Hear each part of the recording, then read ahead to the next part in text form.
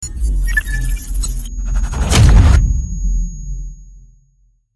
sejahtera, saya Erwin Petrus, memegang matriks D2023 11080061. Saya dari kumpulan 4. Dalam video ini akan menerangkan tentang konsep asimilasi.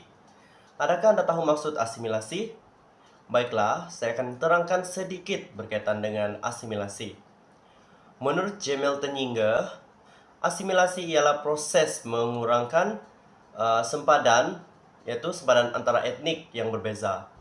Asimilasi adalah proses percantuman dan penyatuan antara kumpulan etnik yang berlainan budaya untuk membentuk satu komuniti dengan kebudayaan dan identiti yang sama. Negara kita Malaysia adalah contoh yang paling relevan untuk menerangkan konsep asimilasi. Menurut Kiratan Akbar, yaitu berita harian, penggunaan perkataan tapau yang berasal dari perkataan Mandarin ini diterima oleh budaya dan etnik yang lain yang bermaksud bungkus atau makanan untuk dibawa pulang. Contoh lain pula adalah dari aspek makanan.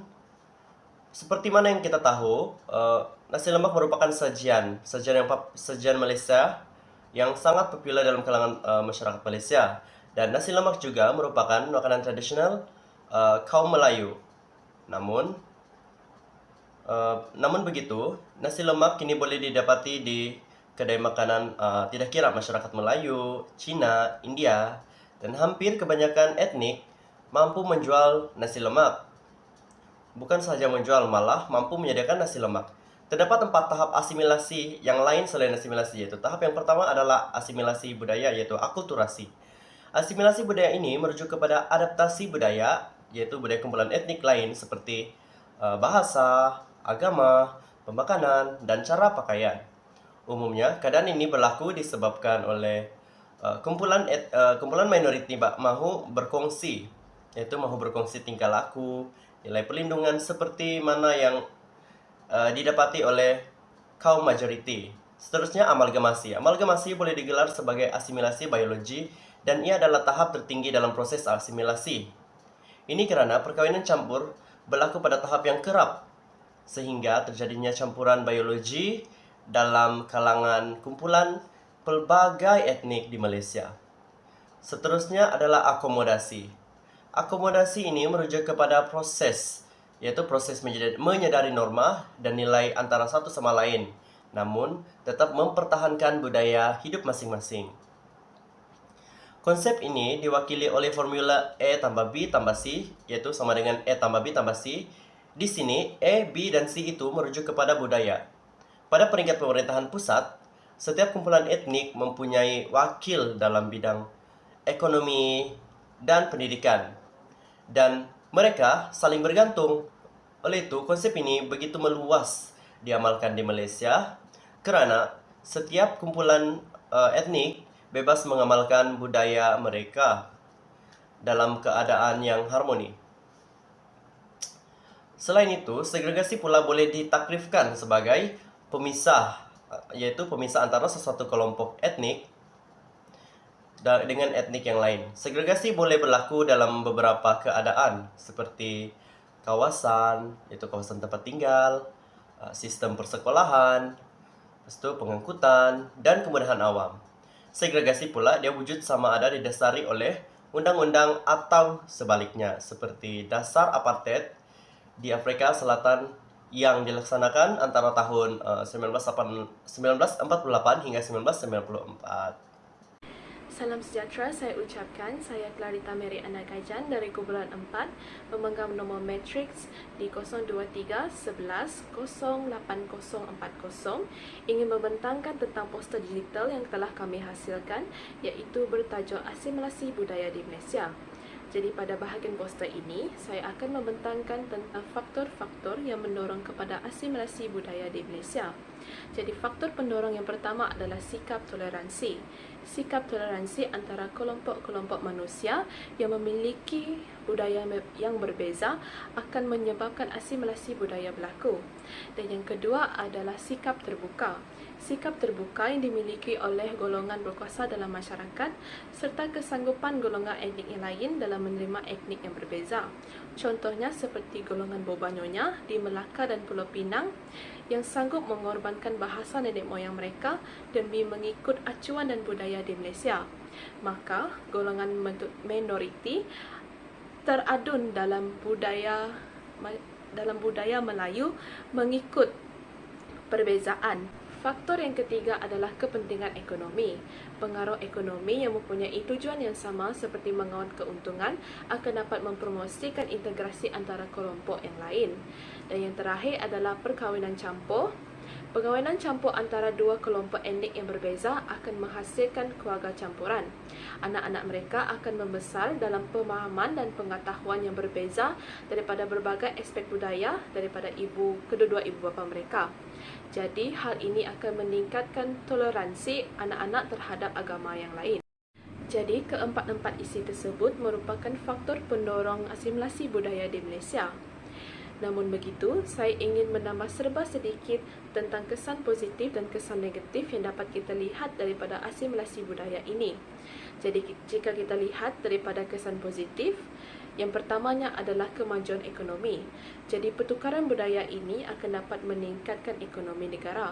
Hal ini kerana gabungan-gabungan idea daripada pedagang berlainan budaya akan dapat mencipta peluang yang baru dalam perdagangan dan bekerjasama dalam mengawal keuntungan.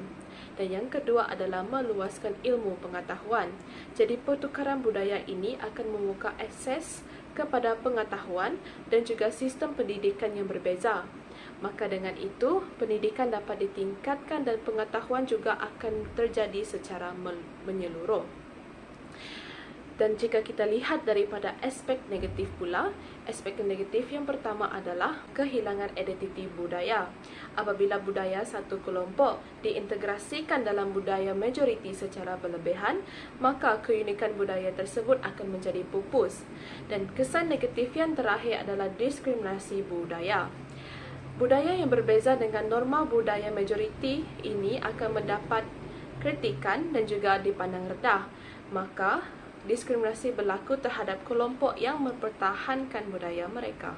Salam sejahtera kepada Dr. Abu Zari bin Selamat dan rakan-rakan sekalian. Nama saya Divya Anak Perempuan Uday Kumar. Nombor matrik saya D2023 1108050. Saya dari kumpulan 4 bagi subjek UPU 2122 Penghayatan Etika dan Peradaban. Hari ini saya akan memperjelaskan tentang dua perkara, iaitu faktor penghalang proses asimilasi dan kejayaan dan kegagalan semasa proses asimilasi. Walau bagaimanapun, terdapat beberapa faktor penghalang semasa proses asimilasi. Antaranya ialah kurangnya pengetahuan kebudayaan sehingga menimbulkan perasaan takut semasa proses asimilasi. Perasaan takut ini wujud kerana tidak dapat dinafikan dirasai oleh setiap rakyat atau kaum di Malaysia. Ini merupakan antara faktor yang tersirat yang menjadi dan menjejaskan proses asimilasi. Faktor penghalang yang kedua ialah prasaranga negatif tentang kebudayaan lain sehingga menimbulkan dan menimbulkan perselisihan faham antara satu sama lain. Faktor yang ketiga ialah mereka menganggap kebudayaan dan etnik mereka adalah lebih tinggi daripada kebudayaan yang lain. Ini menjadi gangguan kepada proses asimilasi. Kejayaan proses asimilasi ialah kesanggupan etnik minoriti yang menghilangkan identiti mereka dan menerima identiti kebudayaan lain. dan juga terdapat banyak persamaan budaya antara etnik. Kegagalan proses asimilasi ialah kurangnya pengetahuan kebudayaan sehingga menimbulkan perasaan takut terhadap budaya lain, timbul perasaan bahawa budaya mereka adalah lebih tinggi daripada budaya lain, wujud perbezaan antara kepentingan etnik tersebut, dan ini merupakan antara kegagalan proses asimilasi antara satu sama lain. Sekian, terima kasih. Salam sejahtera kepada pensyarah subjek EPU 2122 iaitu Penghayatan Etika dan Peradaban iaitu Dr. Zarin bin Selamat dan rakan-rakan sekalian. Saya Norin Ayun Anna Peter yang memegang nometrik di 2023 11080055. Saya dari kumpulan 4 akan membentangkan hasil poster digital yang telah dihasilkan oleh kumpulan kami. Tajuk poster digital kami ialah Asimilasi Budaya di Malaysia.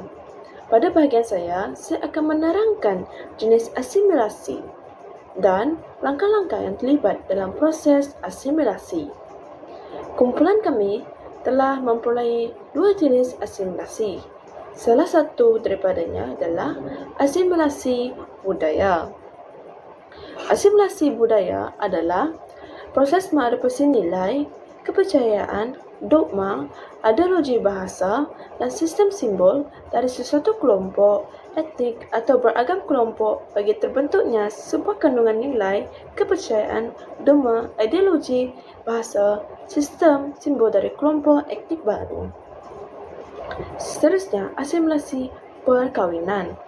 Asimilasi perkahwinan adalah proses di mana individu daripada kumpulan etnik, budaya atau agama yang berbeza berkahwin dan bergabung menjadi kumpulan yang berbeza.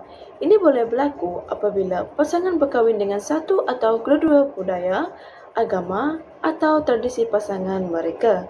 Contohnya, perkahwinan campur antara etnik oleh orang Jawa yang telah lama menetap di Sulawesi kemudian berkahwin dengan gadis Bugis, sehingga itu keadaan ini dipanggil asimilasi perkahwinan. Kesimpulannya, hubungan erat di antara etnik berlaku dengan adanya kesedaran dan saling menghormati perbezaan. Terdapat pembahagian utama terhadap tahap hubungan etnik iaitu segregasi, akomodasi, akulturasi, asimilasi dan amalgamasi. Di sini juga saya akan menerangkan beberapa langkah umum yang boleh terlibat dalam proses asimilasi. Antaranya ialah kesedaran budaya, iaitu perkembangan pemahaman tentang budaya baru atau kumpulan yang lebih besar. Selain itu, tentang pendidikan dan maklumat. Seterusnya, tentang interaksi sosial. Interaksi sosial ini melibatkan diri dalam interaksi dengan ahli kumpulan yang lebih besar. Seterusnya, penerimaan norma dan nilai, bahasa dan komunikasi, adaptasi, penglibatan aktif, dan pembangunan elektronik dikongsi.